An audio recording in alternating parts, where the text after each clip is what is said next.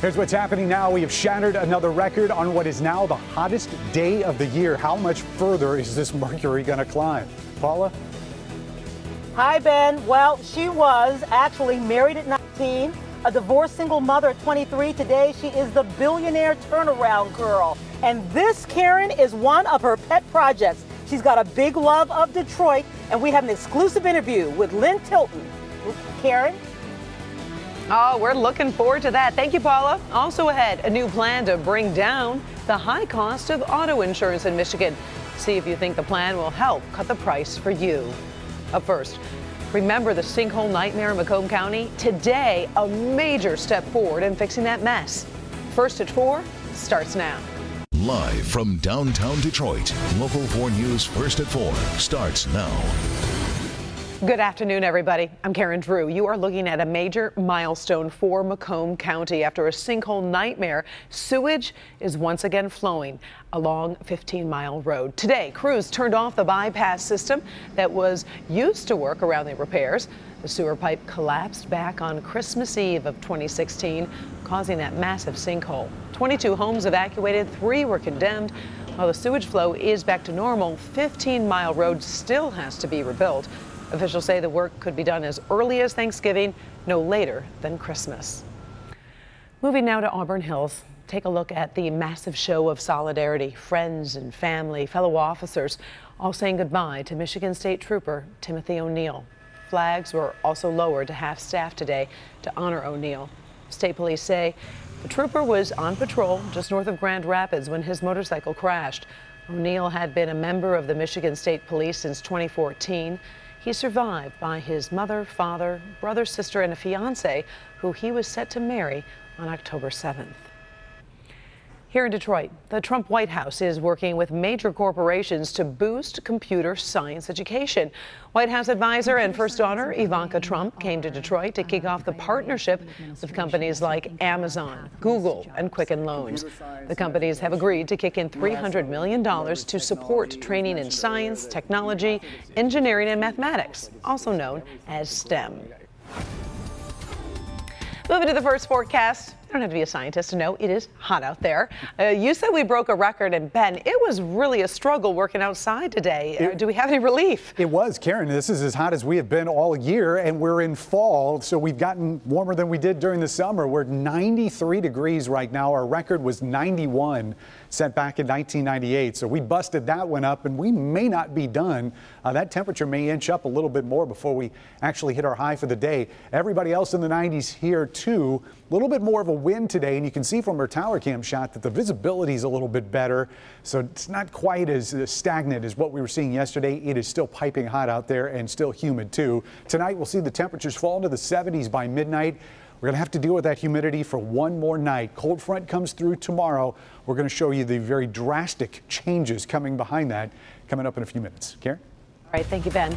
We do have some breaking news from Saudi Arabia. It has just been announced that women will be allowed to drive in that country for the very first time. The kingdom has been the only one in the world to bar women from driving, which has led to a lot of criticism. Today, the U.S. State Department calls the announcement a step in the right direction, but says Saudi Arabia needs to do more to ensure full rights for its female citizens. Moving back home here to Michigan, a question: will Michigan drivers finally see some relief from sky-high auto insurance rates?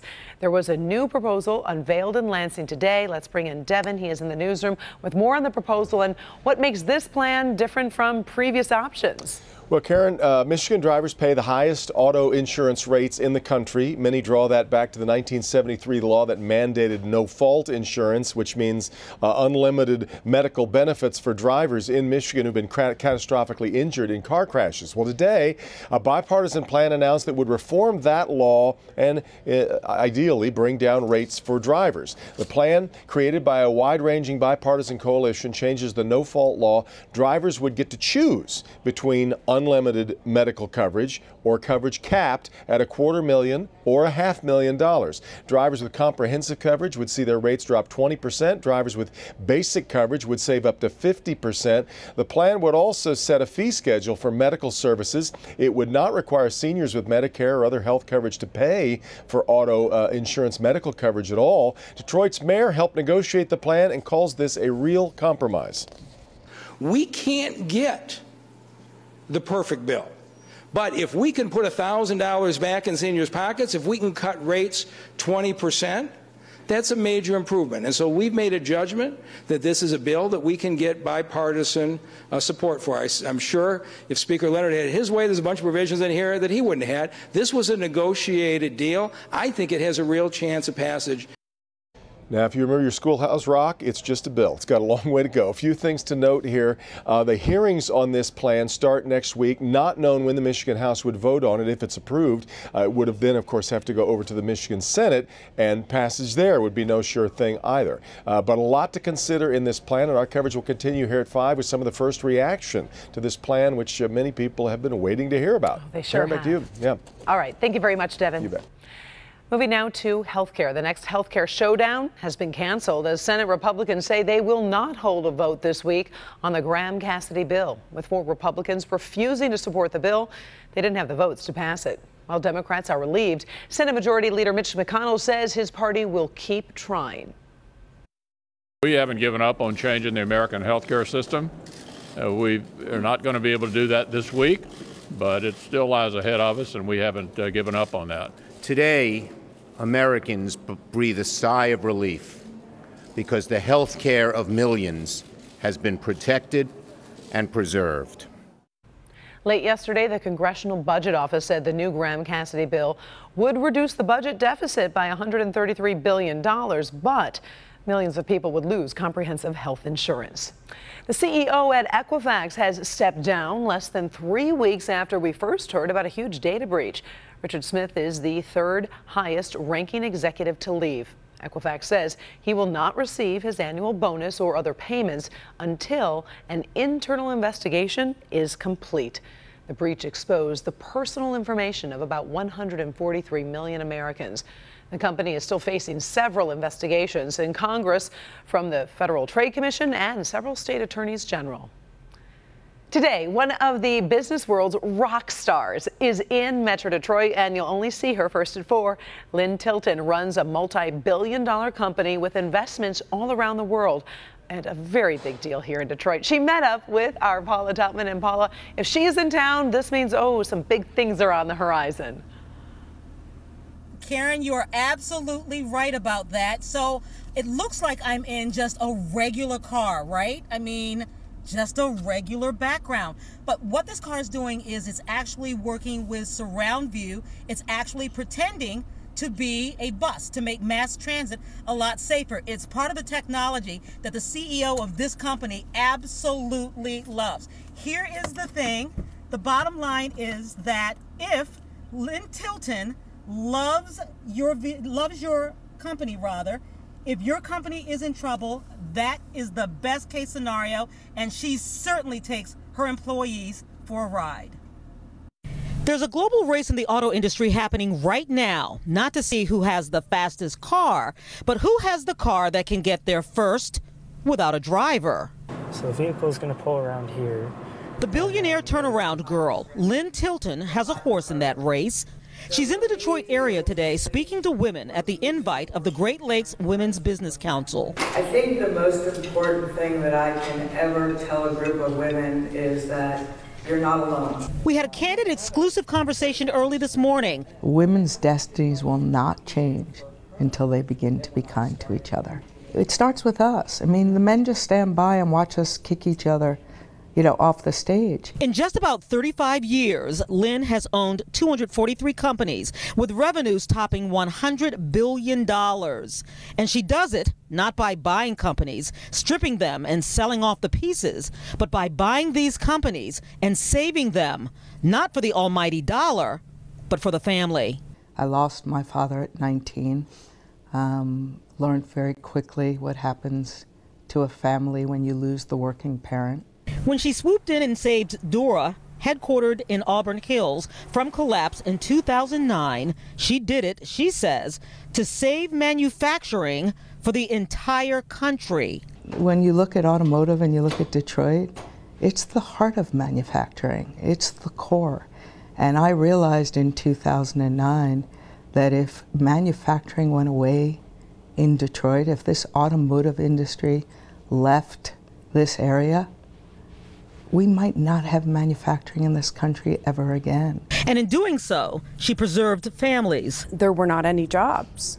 So it would have been devastating to me and my family due to the fact that I was a single mother raising my 3 sons. Today, Dora thrives as Tilton turns to the wind of competition, face first without fear, with the new investment in electronics manufacturing production. And I started to dream our new collection based on where I thought the car was going, which is much more electric, much more hybrid, autonomous, and really a moving infotainment system.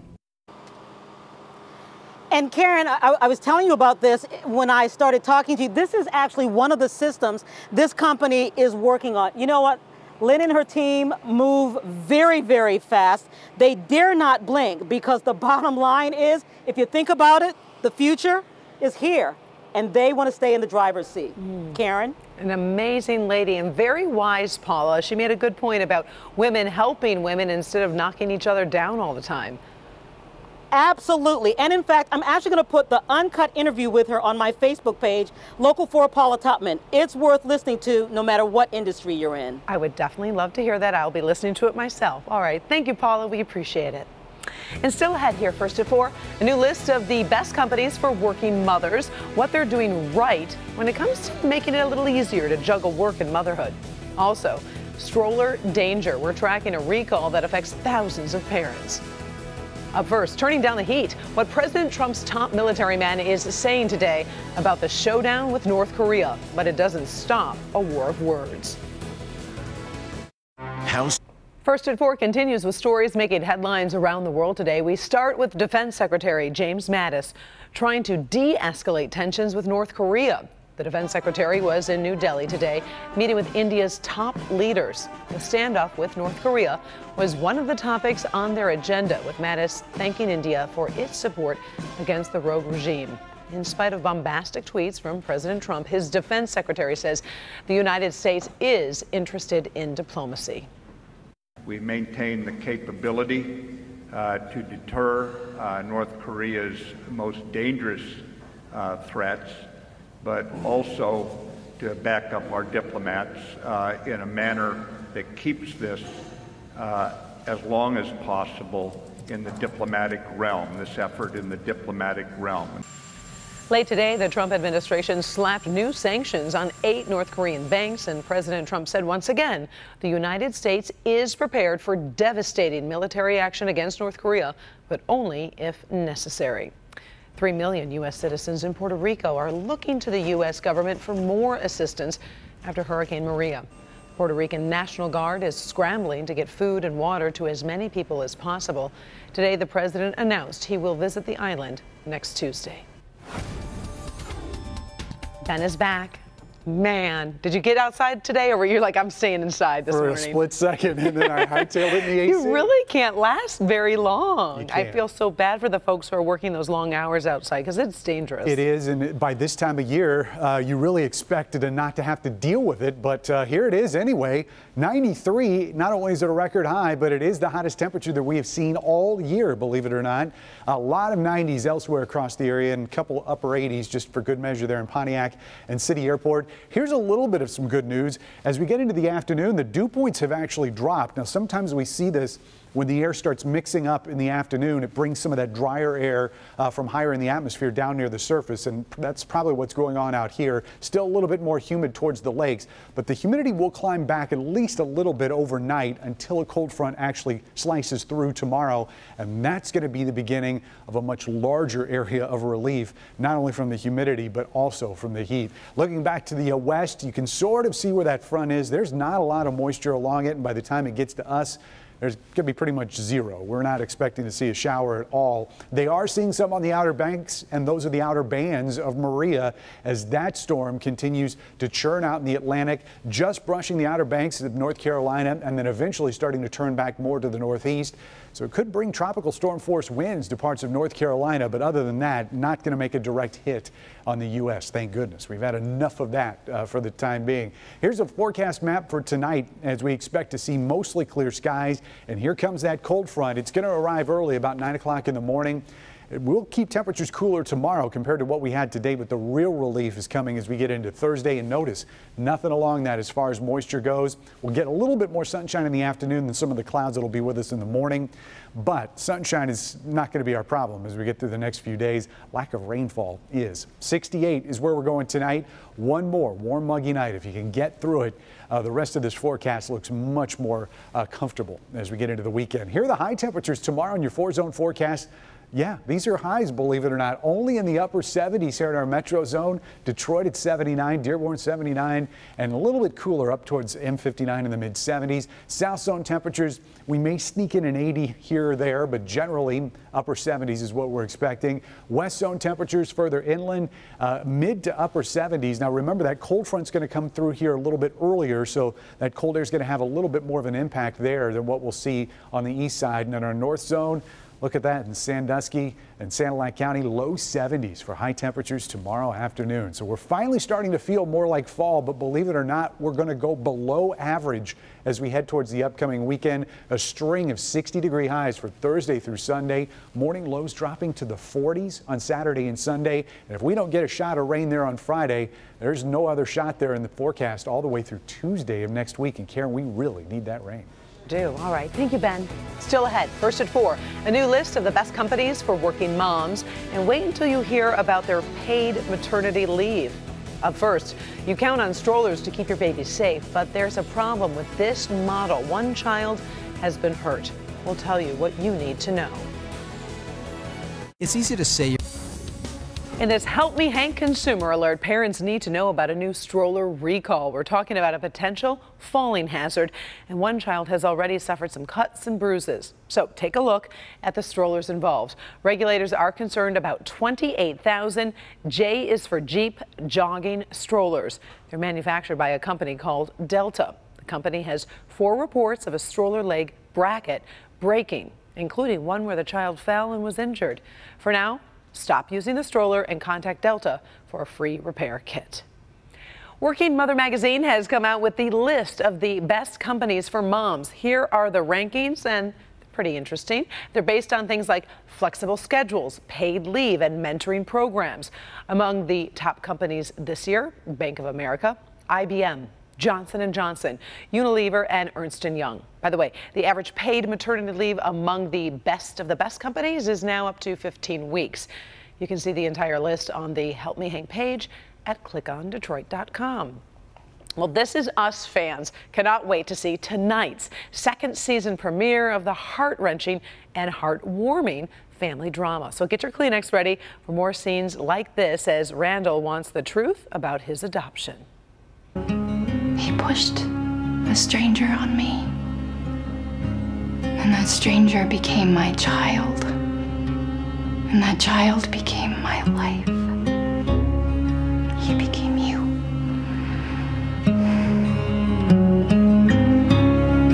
There's much more to this scene, and it will help you to catch up if you are watching for the first time.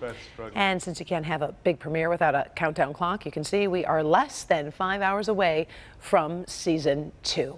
And here you can see the whole primetime lineup for tonight, including The Voice, the new Law & Order true crime series on the infamous Menendez murders, all followed by Local 4 News at 11. Now, we will be right back, but here is a look at a story you definitely want to stay tuned for tonight at 11. Kim Adams understands that she has lived a dramatic life in the public eye. Detroiters who've long loved her on television saw Hurricane Katrina through her eyes when she and her family lost just about everything. And then just about the time it was all starting to fade. So I was making breakfast for the kids, and I bent over to pick something up, and I touched my shirt to hold my shirt, and I felt a lump. almost under my armpit. Her inclination was to just stay quiet about her fight against breast cancer, but she came to realize her experience of so many doctors missing what she seemed to know was something others need to hear. Tonight at 11, she also wants you to know she is blessed. The story of a bizarre apology left for one driver after someone hit her car. Mandy Shepard left work and found her car was damaged, but the person who hit her car left an apology note, two $20 bills, and the weird part, half of a joint. Luckily, the damage to the car was minor. Marijuana use is legal in Colorado, but she says she's not a smoker. Bizarre. Yeah. Thanks for joining us First at 4. Inside Edition's next.